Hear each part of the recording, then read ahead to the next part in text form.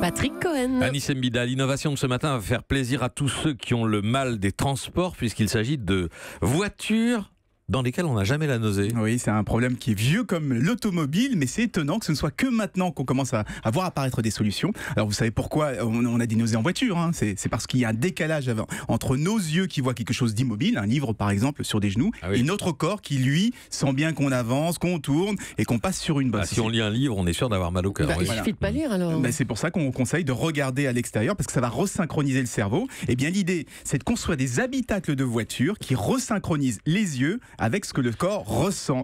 Quand il y a un virage par exemple, le siège va s'incliner, comme ça les yeux verront que ça bouge.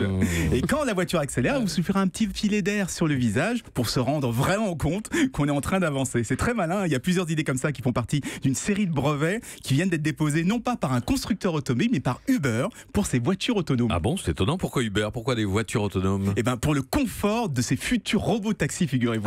Vous savez qu'ils n'auront pas de volant. Comme ils n'auront pas de volant, du coup les sièges avant seront tournés dos à la route pour que ce soit plus convivial avec ceux qui sont à l'arrière. Mais qu'est-ce qui se passe quand on a le dos à la route? Eh ben c'est justement là où on a le plus de nausées, parce qu'on perd totalement ses repères. Et c'est d'ailleurs pour ça que dans les trains, par exemple, on préfère se mettre dans le sens de la marche. En fait, avec ces techniques, Uber essaye de lever un frein à l'utilisation des voitures autonomes. Il y a déjà beaucoup de gens comme Julie qui feraient des crises d'angoisse rien qu'à l'idée de monter dans un taxi sans chauffeur. Alors imaginez si en plus ce taxi donne la nausée, eh ben Uber sera obligé de prévoir des petits sacs à vomi en plus des bonbons et des petites bouteilles d'eau. Bon, et en cas d'embouteillage, les voitures s'envolent, non, c'est ça? Merci à vous, Anis Mbida. Europe 1.